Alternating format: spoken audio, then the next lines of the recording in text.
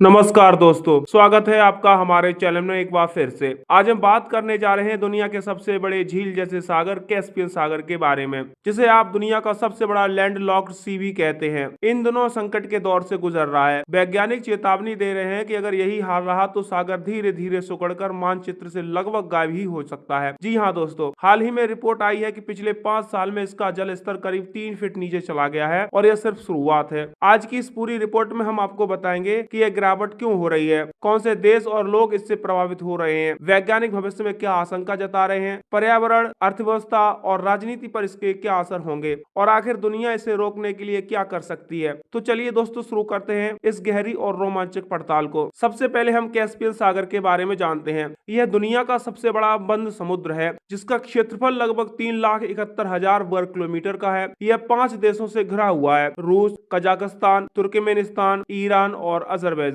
इसकी लंबाई लगभग 1200 किलोमीटर की है और चौड़ाई तक करीबन 320 किलोमीटर तक है। इसमें खारे पानी की मात्रा होती है, लेकिन ये समुद्र जैसा खुला नहीं है। यानी कैस्पियन सागर की पूरी तरह से भूमि से घिरा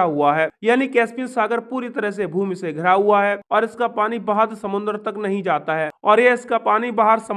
नहीं जाता है इसकी सबसे बड़ी विशेषता यह है कि अपने आप में एक बंद पारिस्थितिकी तंत्र है। अब आपको बताते हैं कि जल स्तर कितनी तेजी से गिर रहा है। दोस्तों, ताजा खबर सामने आई है कि कैस्पियन सागर का जल स्तर पिछले 5 सालों में तकरीबन 0.93 मीटर यानी लगभग 3 फीट नीचे चला गया है। यह गिरावट औसतन हर साल 20 से 30 सेंटीमीटर की दर से हो रही है। अभी हाल ही में अगस्त 2025 में अजरबैजान के पर्यावरण मंत्रालय ने चेतावनी दी थी कि यह अब तक का सबसे तेज ड्रॉप है। वैज्ञानिकों का कहना है कि यह गिरावट अब रिकॉर्ड न्यूनतम स्तर तक पहुंच गई है, 29 मीटर से भी नीचे चला गया है, जो पिछले 100 साल में सबसे कम है। अब आपको हम बताते हैं कि गिरावट के मुख्य कारण क्या है। दोस्तों, सवाल उठता है कि आखिर इस सागर का जल स्तर इतनी तेजी से क्यों गिर रहा है। इसके पीछे के कई कारण हैं। सबसे पहला कारण है जलवायु परिवर्तन। तापमान लगातार बढ़ रहा है। बढ़ती गर्मी की वजह से पानी का वाष्पीकरण बहुत तेज हो गया है। अनुमान के मुताबिक सिर्फ वाष्पीकरण की वजह से हर साल 7 से 10 क्यूबिक किलोमीटर पानी खो जाता है। इसका दूसरा कारण है वोल्गा नदी पर बांध। दोस्तों, कैस्पियन सागर को सबसे ज्यादा पानी वोल्गा नदी से मिलता है, लेकिन रूस ने वोल्गा नदी पर कई बांध और हाइड्रो पावर प्रोजेक्ट बना रखे हैं। इसका नतीजा यह हुआ है कि नदी का प्राकृतिक प्रवाह कम हो गया है और सागर तक पानी कम पहुंच रहा है। इसका तीसरा सबसे बड़ा कारण है औद्योगिक और मानव गतिविधियां। 5 देशों में लगातार तेल और गैस की ड्रिलिंग होती है। पोर्ट्स और ट्रांसपोर्ट के लिए भी ड्रेजिंग की जाती है। इससे पारिस्थितिकी संतुलन बिगड़ रहा है और इसका पर्यावरण और जीव जंतुओं पर असर हो रहा है। दोस्तों, बात करते हैं कि इस गिरावट से पर्यावरण और जानवरों पर क्या असर पड़ रहा है। कैस्पियन सागर में पाई जाने वाली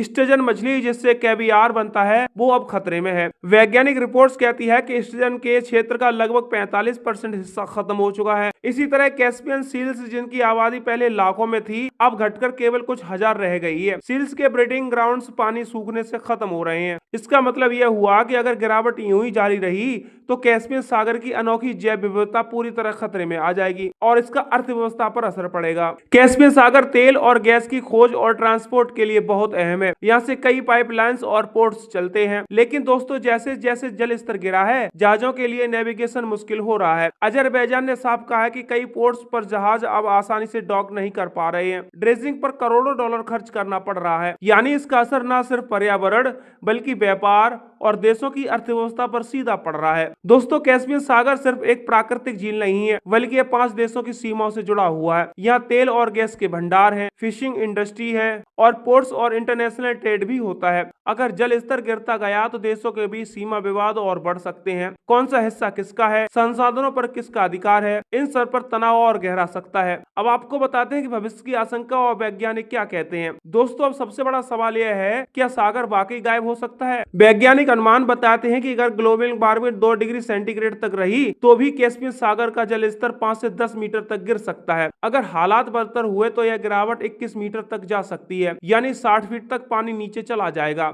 इसका मतलब यह है कि तटवर्ती इलाकों का बड़ा हिस्सा सूख जाएगा। शहर, पोर्ट्स और गांव तट से बहुत दूर चले जाएंगे। कैस्पियन सागर का जल स्तर अब तक का सबसे कम हो चुका है। अजरबैजान और कजाकिस्तान ने इसे लेकर अलार्म बजाया है। पोर्ट्स में जहाजों का आना जाना प्रभावित हुआ है और सबसे बड़ी बात है, अंतर्राष्ट्रीय विशेषज्ञ कह रहे हैं कि यह केवल पर्यावरणीय मुद्दा नहीं है बल्कि सुरक्षा और अर्थव्यवस्था का भी संकट है। अब सवाल यह है कि क्या कैस्पियन सागर को बचाया जा सकता है। वैज्ञानिक कहते हैं सबसे पहले ग्लोबल वार्मिंग को नियंत्रित करना होगा, वोल्गा नदी पर बने बांधों से पानी का बेहतर प्रबंधन करना होगा, तेल और गैस की ड्रिलिंग को नियंत्रित करना होगा और सबसे जरूरी है कि पांचों देश मिलकर एक संयुक्त नीति बनाए। दोस्तों, इन सभी बातों के क्या मायने निकलते हैं, चलिए वो हम आपको बताते हैं। कैस्पियन सागर सिर्फ पानी का एक विशाल हिस्सा नहीं है, बल्कि ये लाखों लोगों की रोजी रोटी, पर्यावरण, जीव जंतु और पूरे क्षेत्र की अर्थव्यवस्था का आधार है। अगर जलवायु परिवर्तन और मानवीय गतिविधियों पर रोक नहीं लगी तो आने वाले दशकों में यह सागर सिकुड़ते सिकुड़ते मानचित्र से लगभग गायब ही हो जाएगा। इसलिए हमें अभी से सतर्क होना होगा। तो दोस्तों, आपको क्या लगता है,